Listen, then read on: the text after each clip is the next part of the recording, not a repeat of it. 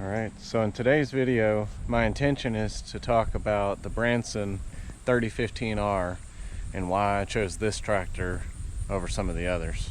So one of the very first things I started doing before shopping for a tractor is just figuring out what dealers I had in the area. And I think honestly that's probably one of the most important factors in determining which tractor to buy. You know, if you don't have good dealer support and you're going to look for a newer tractor or even a used tractor, you got to have a good place to find the parts, to find the shop that can do the work if you're not able to do it yourself.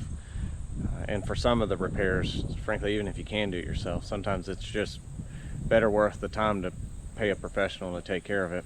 And if you don't have a good dealer that backs their products, that can get products, especially in today's day and age where parts and stuff are a little bit harder to come by, I think that's a real hindering factor if you go with a tractor brand that isn't well supported in your area. And along the same lines, I spent some time asking others who I know that have tractors, what'd you go with and why? And vast majority of them either they got a good deal on a tractor and it's that's it, right? It's just the basic bare minimum. You get what you can get. And a lot of the others typically come back to, I went with the dealer that I felt like gave me the best support. So in my area, I actually ended up having a couple of options. There are a couple of Kubota dealers nearby. There's a John Deere dealer nearby. There's an LS dealer, a Kioti dealer, even a Bobcat dealer for the smaller Bobcat tractors that are out now. Of course, the Branson dealer. There was also a New Holland dealer, but that one was quite a distance away. But when narrowing down all those dealers, I really narrowed down to just a couple. The closest dealer I have is actually a Kubota dealer. In fact, there's two one within 20 minutes, one within about 40 minutes. The Branson dealer and the LS dealer and the Kioti dealer are both about 35 minutes away. And then the John Deere dealer is about 40 minutes away in the other direction. And so that's what kind of ruled out most of the other brands. That I didn't really want to have to worry about trying to travel more than an hour anytime I need parts or maintenance or whatever else. One of the things that I spend a lot of time doing is researching the reviews online, taking a look at their website, and then trying to find other people who have done business with those dealers. And so one of the things that I ran into is that the John Deere dealer in the area had not terrible reviews, but not great. And I had two personal friends that I talked to that both had said that they had just less than optimal experience with them. And so they might have been fine, but they're also one of the more expensive tractors. And so I decided to rule them out based on that. The next one, so I said there were two Kubota dealers. The one closest to me has good reviews. The one that's a little further out, not great reviews. So I didn't necessarily rule them out based on that. And then again, the Branson dealer. So the Branson dealer is also an LS dealer. They had pretty good reviews. And then I had a recommendation specifically for the Kioti dealer that's in town. And so based on the online reviews, I really kind of narrowed it down to either Kubota, the LS or Branson, or the Kioti. So along those same lines, before I actually went and talked to any of the dealers, I started doing some research on the actual tractors themselves, warranty claims, and how good the manufacturer backed their product, the capacity of those tractors, things of that nature. Before I ever actually went to the dealer, I started doing some research to make sure that what tractor I wanted to go buy was going to fit what I needed. And I wanted to do the research so that I knew, at least at a basic level, what the capabilities of each of the tractors were, And so I could get an idea of how much horsepower I needed, what kind of capacities I needed, just that kind of thing before talking to the dealer. That way, if the dealer started trying to sell me down the road a little bit, I was educated enough to be able to recognize that, maybe what they're telling me is just trying to upsell me as opposed to being genuine.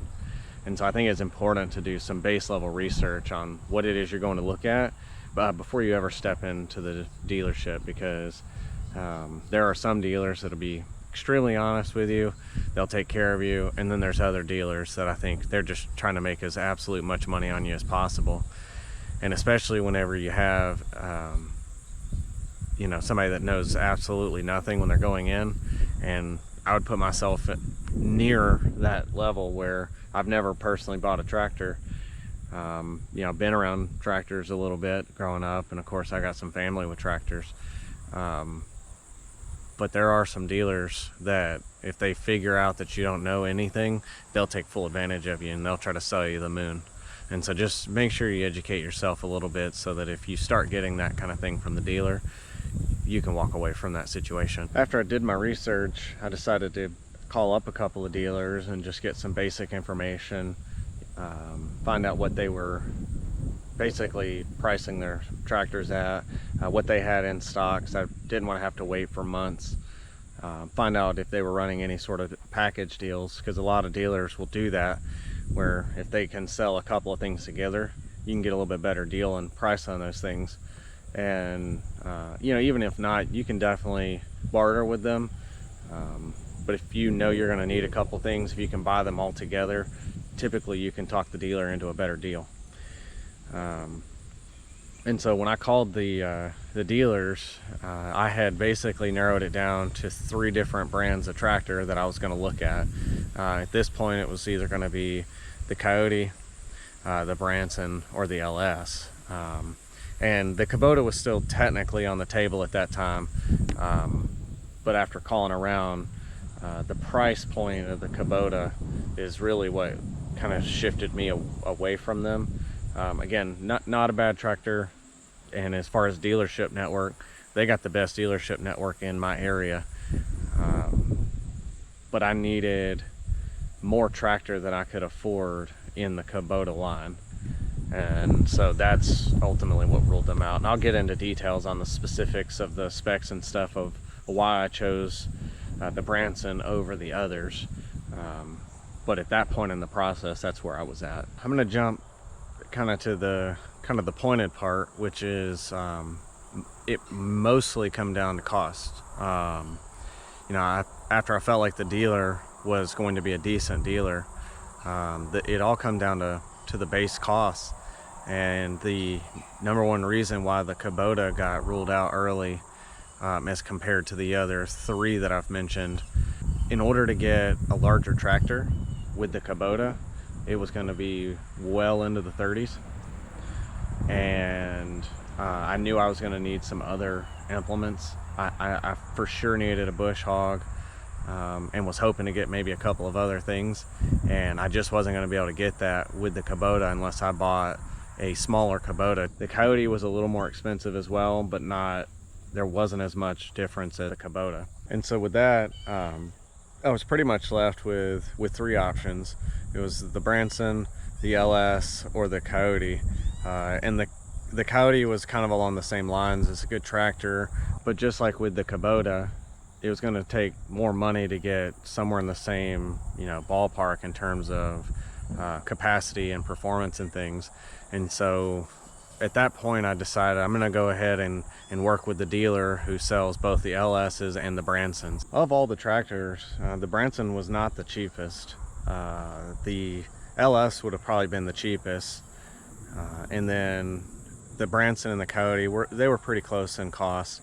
And I'm not specifically quoting the prices because they vary quite a bit, and with the way the market's going, the prices seem to be trending upwards, so I don't want to give anybody a false idea on the actual numbers, but they should go up in sync. And so that's why I'm staying kind of relative on the prices here. The number one reason, aside from cost, that I settled on where I did was absolutely the performance. And so what I was working with is trying to determine, how much tractor I needed. So I've got 7 acres. I'm hoping one day to buy the 14 beside me that'll give me 21 acres. And I didn't want a tractor too small that I couldn't cover the 21 acres if I had to, but I didn't want one so big that I couldn't get around my 7 acres that I've got today, because I want to use this tractor to do kind of a little bit of everything. I want to do a little bit of gardening. I've got to do some bush hogging on roughly about 5.5 of those 7 acres today. I got some trees and stuff that I got in and that I have to get in and around, and a couple of structures. And so I didn't want something too hulking, and large, that made it hard to maneuver. But I wanted something big enough that I didn't have to necessarily worry about upgrading or having to buy another tractor anytime soon. And so, going back to my earlier point, between all the brands, I could either go with a Branson that had larger capacities for the price, or I could go with the LS, which has a lot of tractor for the price, but it's not as feature rich as some of the others, and it's a lot more basic. So the LS is probably nothing wrong with it, but if I wanted the physically smaller tractor, the LS's capacities were at or below some of the other brands, so I could buy a much larger tractor. Like, I think their 55 horse tractor was not much more expensive than the 30 horse Branson, and it was still cheaper, I think, than most of the 30, between 25 and 35 horse of all the other brands. And so that's where we landed on that. And so my last point on that piece was, when I went and talked to the dealer, I felt like he was very honest. He wasn't trying to sell me the most expensive tractor. In fact, he actually recommended opting against certain options that he didn't feel like was going to be needed. He took the time to try and understand the type of work that I was going to be doing, the type of property that I had, and some of the goals that I had. And I think he did a really good job making sure that he wasn't just selling me because he could. And so he got a lot of trust from me because of that. And then last, he was one of the only ones that was willing to work with me on really bundling stuff. And again, this is the same dealer that had the LS's, so we talked about both during that time, and trying to package up some different things. The John Deere dealer was not interested really in trying to deal with that. They turn a lot more business, I think, and so they seem too busy to want to deal with that. And the Kioti dealer just didn't have the inventory at the time to really do much. All right, so getting to some of the nuts and bolts of this tractor specifically, and why I went with this model. So to be honest, when I first went looking, I actually thought that my price range was going to be more in the realm of the 25 horse tractors. And I spent a lot of time looking at, the kind of the mid-20s horsepower tractors from all the dealers, right? The John Deere, the Kiotis, the Branson, the Kubotas, all of them. And when I went digging into the Bransons, I realized again that I could get the 30 horse tractor for about the same price that I could get some of these others. And based on my property, I really wanted that extra horsepower. I also found out that in this tractor, the 30 and the 35 horse tractor are the same exact engine, and like most tractors, you can adjust the fuel and actually get a little bit more horsepower out of it. And so this is the exact same tractor as the 35 horse model, and the only difference really is the amount of fuel getting into the system. So on the nuts and bolts of this, hello there, Twinkle. He's photobombing our chute here. Well, I don't think that'll bother anybody. So one of the things that I liked about this tractor is its base weight is right at 3,200 pounds, and that's without the loader, which makes this a much heavier tractor than most of the other 30 to even 40 horse tractors. A lot of them weigh somewhere in the mid 2,000s. So I like that this was a heavier tractor. That should, you know, lower the, you know, the center of gravity and make it a little more stable. The other thing is that the wheelbase on this is a little bit wider than most of the other tractors in its class, which again also lowers that center of gravity and makes it more stable. And if you're familiar with my property in any of the other videos, you know that I've got an old pond that doesn't hold water, that's got some steep slopes on it, and you know, just the area we live. In fact, I'll pan over and give you a shot. A lot of this is hills, and I just want to make sure that when I'm going up and down these hills, I'm getting on these slopes, that we're nice and stable. And so one of the other things going into capacities is the loader. I'll be doing a lot of dirt moving, and then once I get into doing some of the gardening and stuff, my expectation is that I'll have a lot of wood chips that I need to bring in so that I can start building mulch and compost piles. I want to shovel that stuff out a lot, and pretty much any tractor in this class can handle that sort of load. But one of the things that this gives me the ability to do that some of the others don't is I can get over 2,000 pounds capacity, full lift capacity, out of this loader, whereas a lot of the others, they're actually at around 11 or 1,200 pounds, and some of them are up around 1,500 and 1,600 pounds, but this one's at 2,200 pounds, and so I can get an entire skid of stuff, whether it's feed or if I decide to do some stuff on the pond, materials for that, and I don't have to necessarily worry about unloading those things in order to drop the weight down. So just less risk of breaking something with the higher capacity, and based on the price point, I felt like that was a good selling point for this, and especially for me. You know, and along those same lines is the 3-point capacity. So the 3-point capacity on this is 3,300 pounds in a category 1, which is quite a bit higher than most of the others. A lot of the others are around like 2,000 pounds, and that's not at the, what is it, the 24 inches behind, that's at the points.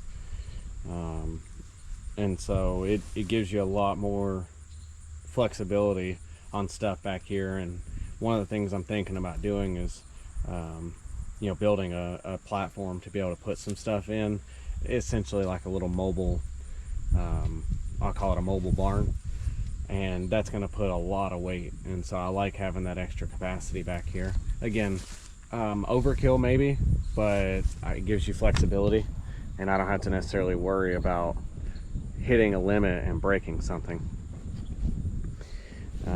And so in this class, some of the tractors that I was comparing to were like the John Deere 3032E or the Kubota L3301, or I think even maybe their new model is 3302. Don't quote me on the model numbers. I can't recall if those are exact. And I don't remember the model numbers for the Kioti and the LS that I looked at. But when you compare all of those capacities, the Branson is higher in every single one of those categories. And so this tractor, capacity wise, is a lot closer to a 40 horse tractor than a 30 horse tractor, and for what I'm looking for, that's exactly what I was hoping for. And down the road, if I want to pump the horsepower up and get it closer to 35, up here on the front, one of the things that I liked, and most of the brands do this now but not all of them, is I've got the quick connects for the bucket. And so this is, you know, more of a skid steer style bucket. I've got the quick connects for the bucket, so I can drop that quickly and easily. And I've also got the quick connects for the loader, so that I can drop the entire loader off without too much effort. In fact, the dealer demonstrated for me, and I think he had the entire loader off of it in less than 5 minutes. And that's dropping the hydraulics, the loader and everything, setting it on the ground and backing out from under it. And so that's actually a pretty huge benefit if you're going to be doing a whole lot of bush hogging or a lot that doesn't involve the loader. It might benefit you to drop the loader so you're not wearing out all the bushings and stuff in all the pivot points. And then just some of the ancillary things that I really liked about this tractor, that isn't necessarily a direct comparison to the others, but things that I really liked. You know, I already mentioned the quick attach bucket and loader. I like that the bucket come already installed with the teeth. And again, totally something you can install aftermarket or buy a different bucket and put those things on there. It's just, it was nice to have that already on the bucket, and most of the other dealers didn't offer that with theirs. One of the other things I like is most of them make decent engines. And so this isn't like a dig or anything at any of the other engines. But knowing that you've got a good backed up engine is a good thing. And these actually come with the Cummins diesel engine in them, which is a tried and true brand at this point. And again, no dig at any of the others, just something that I personally liked about it. I already mentioned the wider wheelbase, but that was something else that, again, isn't necessarily one way or the other, but that I personally liked about this tractor. Of course, it comes with a 6-year warranty. Pretty much any of the new ones come with a warranty. So just make sure you do a little research and understand what kind of warranty you are getting. They're usually, you know, limited warranty, so they'll cover, like, you know, powertrain and stuff, but they won't cover, you know, a whole list of fine line item type of things. So just make sure you're aware of those things. And then again, most dealers offer this at this point on tractors in this class, but it's the independent PTO. And so if you're getting an implement like a post hole driver or something that's PTO driven, it's nice to be able to operate that without having to stay on the tractor the whole time. And so you can just set the PTO on, drive your engine up, and then do what you got to do. Your PTO switch here, of course your caution lights, and you've got your physical PTO engagement. And so on the independent PTOs, you pretty much engage this and leave it. Like, I've pretty much not turned it off since, because haven't had a need to, and based on the manual, there's really not a whole lot of reason to necessarily disengage that, unless you know you can come up with one. So this one is a shuttle shift as opposed to the hydrostatic. The reason I went with the shuttle shift over the hydrostatic is because of the hills. And so based on what I read and based on what the dealer said, the hydrostats, once they get under load, especially climbing up hills, they tend to bog out quite a bit, and they don't have as much flexibility in kind of maintaining that RPM as the shuttle shifts do. And so while the shuttle shifts are more work to, you know, change gears and whatnot, it's still significantly easier than like an older tractor. And so this one has 12 forward gears, 12 reverse gears. So you've got, you know, pretty much low, medium, and high, and then 1 through 4 over on this side, and then you've got your shift forward and reverse up here in neutral. Got adjustable steering, so you can adjust it back in closer, which is nice. You know, double brake pedals like pretty much everything else. Your throttle for essentially cruise control, and then a manual gas. And then of course, last but not least, is your 3-point lift controls. And then this here is kind of typical loader controls. Again, another little feature that I was taught that I did not realize is what's called the float on your loader. And so you've got, you know, your bucket controls here and the actual loader controls up and down, but if you bump it all the way up like that, it floats the loader, which means that the loader up and down will just float along the ground, which makes it really nice for grading and back dragging and stuff. So my grandfather taught me that little trick, which I did not realize. So you just drop it down and go back to work. So if I go back around the front, as you can see, Got a good, nice wide bucket on the front. Got you know, some guard for larger branches and stuff to keep it from hitting the radiator. We've got complimentary kitten. The steering controls are up out of the way, which is nice, and so it would take a lot more effort to damage one of these than it would when they're down low, which we experienced firsthand on my grandfather's tractor. Kind of an idea of, on the data plate here, might be interesting for some people.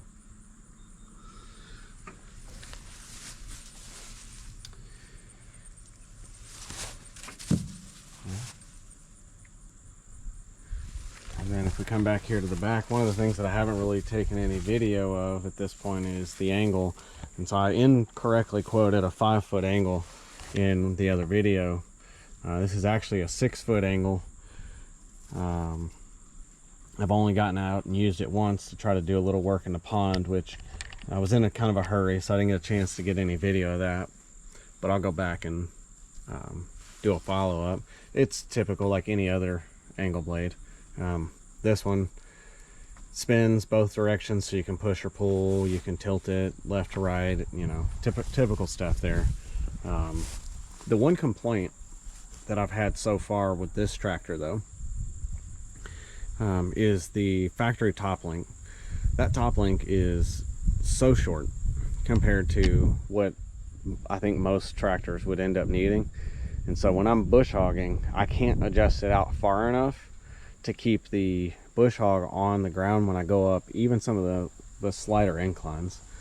And so I need a taller top link to keep that thing down in the back when I'm going up these hills and when I crest those hills. And the same thing when I'm going down them. You know, it would just be nicer to have something that was a little bit longer from factory. But I like the side links here. The adjustable one actually has that little clasp over it to help keep it from, you know, shifting and getting looser. One last thing that I wanted to mention about the Branson tractors is that you'll notice the TYM branding on them, which if you're familiar, you know, is another manufacturer. The TYM is actually the parent company for Branson. I don't recall the exact history, but TYM bought Branson years ago. But right now these are still in two entirely different tractors. The TYM is a lighter, kind of lighter duty tractor in my opinion, more along the lines of the Kioti. The Branson is still its own tractor. They share some features, but not even a lot of the dealers carry both tractors. Most of the dealers are not Branson and TYM dealers, which I find interesting. But TYM is a South Korean brand. They've got Branson. They've got some headquarters, I think, in Georgia, maybe. Last but not least, for the reasons why I went with this tractor over some of the others, comes down to the deal that I got on this tractor with some of the implements. And so one of the things that I showed in the other video was the whole package that I got, and that included this tractor, which is the 3015R.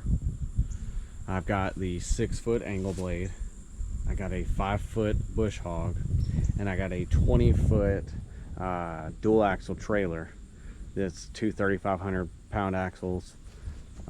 The entire package I got for $30, and that is a big reason why I went with this tractor and that dealer and that all those deals, was because I was able to get pretty much all the things that I wanted up front in a price range that was within my budget. And so I went in knowing what I wanted to spend. I didn't want to spend over that, and I got more tractor than I originally thought I might be able to afford.